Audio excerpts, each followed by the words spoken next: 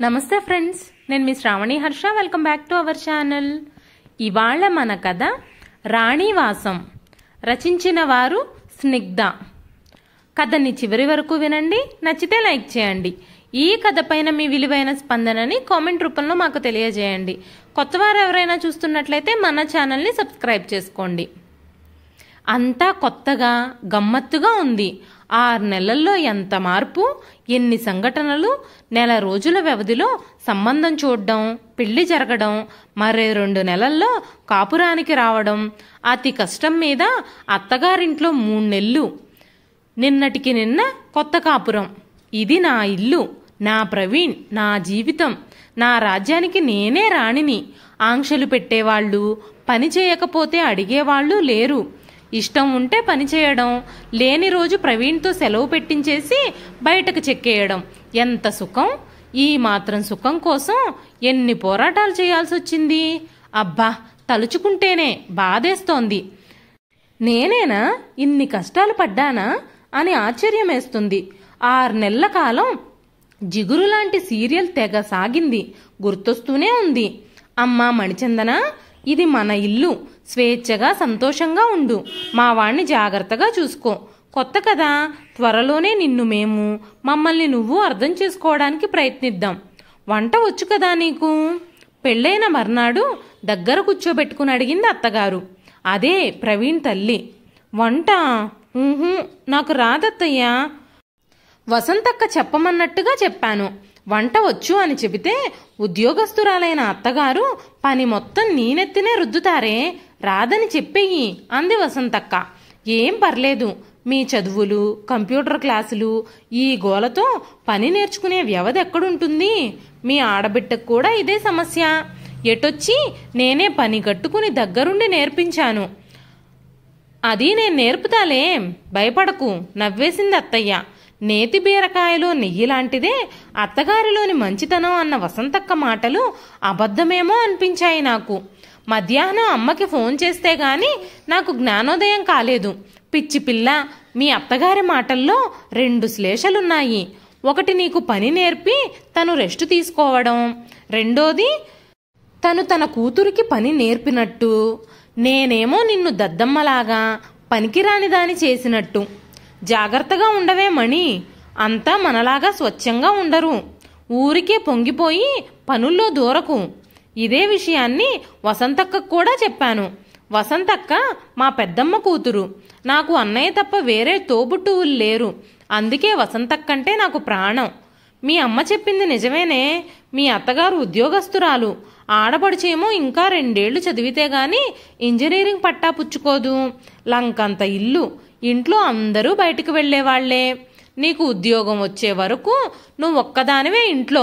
ఇక ఇంటి పని మొత్తం నీ కంటగట్టి వాళ్ళు ఊరేగుతారు. జాగ్రత్త. మరేం చెయ్యనక్క? బేలగా అడిగాను. ఏముంది, మీ ఆయన్ని నీ మాట వినేటట్టు చేసుకో. ఆయన జీతం వగైరాలన్నీ నీ అదుపులో ఉండేటట్టు చూసుకో. అలా అని మరీ మొండితనం చెయ్యకు. నేను చెప్పేదేముందిలే, కాస్త ఆలోచిస్తే నీకే అర్థమవుతుంది. వచ్చే ఏడాది కల్లా నేను, మీ బావగారు మీ సొంత విడికాపురం చూడ్డానికి వచ్చేటట్టుగా ఏర్పాటు చేసుకో.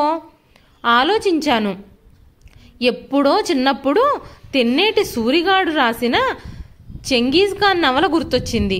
అందులో చెంగీజ్ ఖాన్ భార్య బుర్టీ పాత్ర నాకు ఆదర్శమేమో అనిపించింది. అంతటి మహావీరుడు భార్య మోహంలో పడి తల్లిని కొంతకాలం దూరం చేస్తాడు. అమాయకంగా కనిపిస్తూనే తేనె పూసిన కత్తిలా అత్తగారి గుండెల్ని పిండేస్తుంది బుట్టి. మరుదుల్ని మంచి చేసుకుని కన్న తల్లినే కష్టపెట్టేలా చూస్తుంది. ఆఖరికి నిజం బయటపడి భార్యకు బుద్ధి చెప్తాడు చెంగీజ్ ఖాన్. అయితే అంతటి వివేకం సాధారణ మగాళ్లలో ఉంటుందని నేను అనుకోను. అంతే, ఆచరణలో పెట్టేశాను. ఈ చొక్కా ఏమిట్రా, బఫూన్స్ వేసుకునేదానికిలాగా? ఈ పెద్ద పెద్ద బొమ్మలేమిటి? సిగరెట్టే అలవాట్లేని నాకు ఈ యాస్ట్రే గిఫ్ట్ ఏమిటి? మామగారి విసుగు. చీర బాగానే ఉంది కానీ నా వయసుకు నప్పదేమోరా. మరీ ఇంత పలచని జార్జెట్వి నేనెప్పుడో మానేశాను. ఎందుకురా అనవసరంగా ఖర్చు పెట్టుకున్నావు? అత్తగారి అక్షింతలు. ఒరే అన్నయ్య, డ్రెస్ సూపర్బ్. కాకపోతే నేను ఓ 4 ఏళ్లు చిన్నదాన్ని అయిపోతే కానీ పట్టదనుకుంటా. ఇదిగో వదినా, ఎలాగో ఎక్కించాను కానీ ఒంటి మీద నుంచి మరి ఊడి రావట్లేదు, కాస్త హెల్ప్ చేయవు. కొత్త డ్రెస్ తొడిగి గదిలోంచి ఆడబడుచు ప్రణీత పిలుపులో వెక్కిరింత. ఇవన్నీ నేను వీళ్ల కోసం ప్రవీణ్ వారిస్తున్నా వినకుండా కొన్న బట్టలు. ఈ సూటిపోటి మాటలకి నా కళ్ళల్లో గిర్రున నీళ్లు తిరిగాయి. గదిలోకొచ్చి ఏడుపు మొదలెట్టాను. ప్రవీణ్ నాతో పాటే వచ్చి చాలాసేపు బతిమిలాడాడు. ఆ తరువాత వాళ్ళ అమ్మతో అన్న మాటలు వినిపించి నాకు నేనే కంగ్రాట్స్ చెప్పుకున్నాను. ఏంటమ్మా, తను ఎంతో ఇష్టపడి ఎంపిక చేసింది మీకోసం.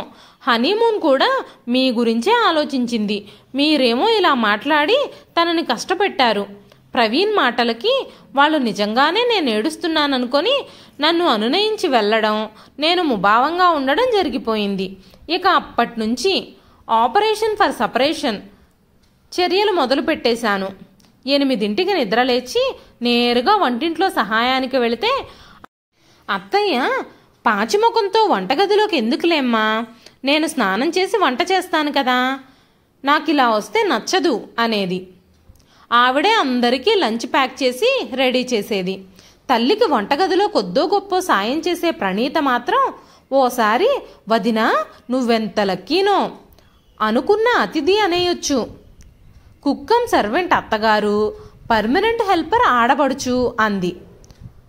ప్రణీతని బాగా కోప్పడింది అత్తయ్య. నేను బాధపడితే ప్రవీణ్ చెల్లెలి చేత నాకు సారీ చెప్పించాడు. అయితే నన్ను కూడా పని నేర్చుకోమని పురమాయించాడు. తప్పదురా బాబు అనుకొని రాత్రి వంట నేను చేస్తానని పూనుకున్నాను. అమ్మకి ఫోన్ చేసి అడిగితే తగిన సలహాలిచ్చింది. అమ్మ తెలివితేటలు చాలా గొప్పవి. ఇంటికి పెద్ద కోడలైన నాయనమ్మని బాబాయ్ వాళ్ళింట్లోనే ఉంచేటట్టుగా పెళ్ళైన కొత్తలోనే తగిన జాగ్రత్తలు తీసుకుందట. నాయనమ్మ వచ్చినప్పుడల్లా తలనొప్పో మరోటో చెప్పి పడుకోవడం, పని మనిషిని ఆవిడున్నన్నాళ్ళు రావద్దని చెప్పడం చేసేదట. అసలే కీళ్ల నొప్పులతో బాధపడే నాయనమ్మ 4వ రోజు కల్లా జెండా ఎత్తేసేదట. రాత్రిపూట చపాతీకి గోధుమ పిండిని దోసపిండిలా కలిపానో రోజు. బియ్యంలో నీళ్లే పోయకుండా కుక్కర్లో వేసేసాను ఇంకో రోజు. చింతపండు రసం తీయమంటే రసం పారబోసి పిప్పి మిగిల్చానోసారి. ఉప్పు కారం లేని కూరలు మరోసారి. అదేమిటంటే విపరీతంగా ఉప్పో కారమో వేసి ఇంకోసారి. నా పాకశాస్త్ర ప్రావీణ్యాన్ని చూపించాను. నా దెబ్బకి అదిరిపోయిన అత్తయ్య నన్ను హాయిగా రెస్ట్ తీసుకోమని చెప్పి తనే చేసుకునేది. ఇంటి పనులు కూడా ఓ పద్ధతి ప్రకారం పాడు చేయడంతో విసుగేసి ఆవిడ మామగారు కూడా ఓ మాట అనడం, నేను గదిలో కూర్చొని ఏడవడం, ప్రవీణ్ సముదాయించడం మామూలైపోయింది. నా వల్ల కాదు, ఈ సాధింపులు సతాయింపులు నా వల్ల కాదు. ఎంత ఓర్చుకున్నా మీ చెల్లెలు అమ్మ ఏదో ఒకటి అంటూనే ఉంటారు. నన్ను అంటరాని దానిలా చూస్తున్నారు. అన్నింటికీ వంకలు పెడతారు. అమ్మా నాన్న దగ్గర ఎంత అపురూపంగా పెరిగానో. ఈ నరకంలో నేనుండలేను, చచ్చిపోవాలనిపిస్తోంది. వెక్కి వెక్కి ఏడుస్తున్న నన్ను చూసి ప్రవీణ్ కూడా ఏడ్చాడు. తెల్లారింది. అమ్మా, 20 ఏళ్లు మరో ఇంట్లో పెరిగిన మనిషి మన పద్ధతులకి అలవాటు పడాలంటే టైం పడుతుంది కదా. మనతో కలవనీయకుండా అలా విడిగా ఉంచితే తనెంత బాధపడుతుంది. మీ సూటిపోటి మాటలకి బాధపడి తనేదైనా అఘాయిత్యం చేసుకుంటే ఇలా అయితే ఎలా? తల్లితో అంటున్నాడు ప్రవీణ్. ప్రవీణ్, పొద్దున వెళ్ళి రాత్రికి వచ్చే నీకు ఇంట్లో సంగతులు తెలియవు. నేనెన్నడూ ఆ అమ్మాయిని ఏమీ అనలేదు. అయినా ఇప్పుడు చెప్తున్నాను విను. మణికి పని నేర్చుకునే అభిరుచి లేదు. నేర్పే తీరిక మీ అమ్మకి లేదు. ఇక మాటలంటావా? 2 చేతులు కలిస్తేనే చప్పట్లు. ఒకవైపు విని నిర్ధారించుకోకు. చేతనైతే అమ్మాయిని మనలో కలిసిపోయేలా మార్చు. లేకపోతే ఈ రగడ రోజూ ఉంటుంది. మామయ్య గారు గంభీరంగా అన్నారు. సరిగ్గా 4 రోజులు గడిచాయో లేదో ప్రవీణ్ తల్లిని తండ్రిని పిలిచి కూర్చోబెట్టాడు. ఆఫీసు నుంచి ఇల్లు ఎంత దూరమో చెప్పాడు. ఇటీవల పెరిగిన యాక్సిడెంట్స్ గురించి చెప్పాడు. ఆఖరుగా ఆఫీస్కి దగ్గరలో తను అద్దె ఇల్లు తీసుకుంటున్నట్టు, వేరేగా కొత్త కాపురం పెడుతున్నట్టు చెప్పాడు. ఇదేం పనండి? అత్తయ్య గారిని వదిలి నేను రాను. అందరం కలిసే ఉందాం. ప్లీజ్, పెద్దవాళ్ళన్నాక వాళ్ళు అనాలి, నేను పడాలి అంటూ బోరుమన్నాను గదిలో. ప్రవీణ్ ఒప్పుకోలేదు. నా కోరిక ప్రకారం నా ఇంటికి నేనే ఇప్పుడు రాణిని. నాకు వచ్చిన అనుమానం నిజమే అయ్యింది. 2వ నెల నడుస్తోంది నాకు. తెగ నీరసం, కళ్ళు తిరగడం, వాంతులు, మార్నింగ్ సిక్నెస్ అంటారట దీన్ని. ఏ పని చేయలేకపోతున్నాను. అమ్మ దగ్గర ఉన్నన్నాళ్ళు ఏ పని నేర్చుకోకపోవటంతో అలవాటు లేని పనులతో ఈ నెల రోజుల నుంచి అలసట బాగా ఎక్కువైంది. మొదట్లో హోటల్ నుంచి టిఫిన్లు, భోజనము, పార్సిల్స్ తెచ్చే ప్రవీణ్ ఈ మధ్య నన్ను విసుక్కోవడం మొదలుపెట్టాడు. నన్ను పెంచిన అమ్మా నాన్నల్ని అతడు తిడుతూ ఉంటే ఊరుకోలేక నేను వాదిస్తున్నాను. ఏతావాత కొత్త సంసారం గొప్పగా లేకపోగా మహా ఇబ్బందిగా ఉంది. వసంతక్కతో ఫోన్లో చెప్పాను.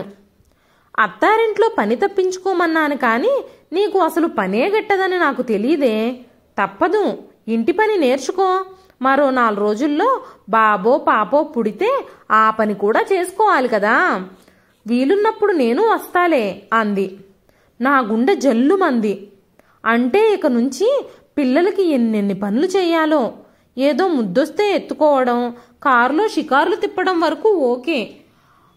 ఆ చందాలన్నీ ఎవరు చేస్తారు? నా వల్ల కాదు బాబోయ్.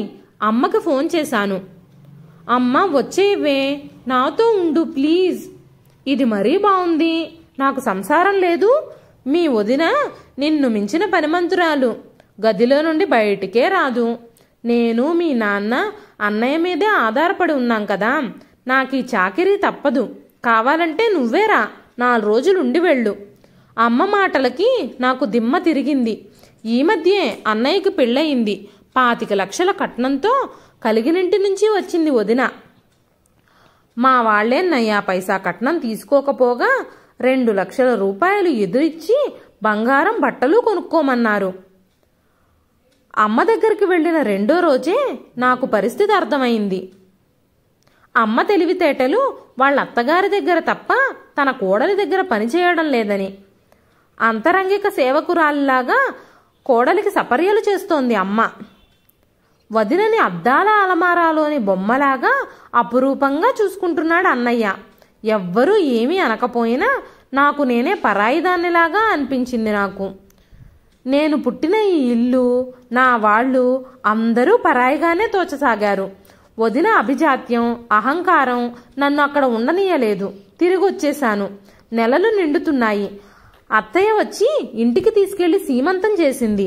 పుట్టింటికి పురుడు కోసం చేరాను. పాప పుట్టింది. చాలా చాలా బలహీనంగా ఉంది. పాప జాగ్రత్త, ఎంతో కేర్ఫుల్గా చూసుకోవాలి. త్వరగా ఇన్ఫెక్షన్స్ సోకుతాయి. శుభ్రంగా ఉంచాలి. డాక్టర్ సంరక్షణ దగ్గరగా ఉండాలి అంటూ ఏమేమో చెప్పాడు డాక్టర్. అమ్మా ప్లీజ్ నాతో రావా? దీన్ని ఎత్తుకోవాలంటేనే నాకు భయమేస్తోంది.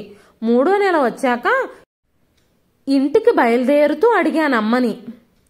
అమ్మ సరే అనబోతుండగా వచ్చాడు అన్నయ్య. అదెలా కుదురుతుందే? మీ వదినకిప్పుడు 6వ నెల కదా. అమ్మ సాయం లేకపోతే ఎలా? నువ్వే ఏదో తంటాలు పడు. నాకు కన్నీళ్లు తిరిగాయి. పని పని పని, పాప అవసరాలు, ఇంటి పనులు, దాదాపుగా ప్రతి 3వ రోజు డాక్టర్ దగ్గరికి ప్రదక్షిణలు. ప్రవీణ్ ఎంత సాయం చేసినా అలవాటు లేని శ్రమతో నాకు ఊపిరే ఆడడం లేదు. ప్రవీణ్, అత్తయ్య వస్తారేమో కొన్నాళ్ల పాటు. నాకు పాపకి తోడుగా ఉంటారేమో, పిలిపిస్తారా? ఆశగా అడిగాను. చా వద్దు, ఒక్కగానొక్క కొడుకుని నేను. నీకోసం బుద్ధిగడ్డి తిని వాళ్ళని వదిలి వచ్చాను. ఇప్పుడు నా అవసరానికి పిలిస్తే అంతకన్నా చెడ్డ పని మరోటుండదు. పైగా అమ్మకి ఉద్యోగం కదా, ఎలా మానేస్తుంది? నాన్న చెల్లాయి కూడా రావాల్సి వస్తుంది. అది నీకు నచ్చదు. అది జరిగే పని కాదులే అనేశాడు ప్రవీణ్. వసంతక్కని సాయం రమ్మని అడిగాను. అమ్మో, నా మొగుడు పిల్లలు వాళ్ళని వదిలి రావడమా? అదెలా కుదురుతుందే? మొండి చెయ్యి చూపించింది. నా మీద నాకే జాలి కలుగుతుంది. ఒక్క మాట కూడా అనకుండా పనిచేసి పెట్టే అత్తయ్యని వదిలి వచ్చిన నాకు నా మీద అసహ్యం వేస్తోంది. రాత్రిళ్ళు నిద్రపోనీయకుండా ఏడ్చే పాపాయి మీద, అదేమీ పట్టకుండా నిద్రపోయే ప్రవీణ్ మీద, పని మనిషి మీద లేనిపోనివి చెప్పి నా మనసుని పాడు చేసిన అమ్మ అక్కల మీద, సొంతంగా ఒక్క పని చేయలేని నా ఒళ్ళు బద్ధకం మీద, ఇలా ఒక్కటేమిటి లోకం మొత్తం మీద కోపం వస్తోంది, దుఃఖం వస్తోంది. ఈ రాణివాసంలో సంతోషం ఎంతో బాగా తెలిసొచ్చింది. పొద్దున్నే కాలింగ్ బెల్ రింగ్ అయితే పాలబ్బాయేమో అని తలుపు తీసిన నాకు దేవత ప్రత్యక్షమైనట్టు బట్టల సంచి, బొమ్మల కవరుతో అత్తయ్య, చిట్టి పాపాయితో ఎంత చిక్కిపోయావు మణి, ఒక్కదానివి ఎలా చూసుకోగలవు, మనసు ఉండబట్టలేక కొన్నాళ్లుందామని మీ మామగారు వద్దన్నా వచ్చేశాను, ఆఫీసుకు సెలవు పెట్టేశాను, నీకిష్టమైతే ఇక్కడుంటాను, లేదా మన ఇంటికి తీసుకెళ్ళిపోతాను. ఇప్పుడొచ్చాయి నాకు నిజమైన కన్నీళ్లు. అలలు అలలుగా కరిగిపోయిన పొరలేవో కన్నీరుగా మారి ఆవిడ పాదాల్ని అభిషేకిస్తుంటే కెవ్వుమన్న ఉయ్యాల్లో పాపాయి కోసం పరిగెత్తింది అత్తయ్య. ఇదండి ఈరోజు కథ. ఈ కథ నచ్చితే ఒక లైక్ చేయండి. ఈ కథ పైన మీ విలువైన స్పందనని కామెంట్ రూపంలో మాకు తెలియజేయండి. మరెన్నో ఇలాంటి ఇంట్రెస్టింగ్ కథల కోసం మన ఛానల్ని సబ్స్క్రైబ్ చేసుకోండి. మరొక మంచి కథతో మళ్ళీ కలుస్తానండి. అంతవరకు సెలవు.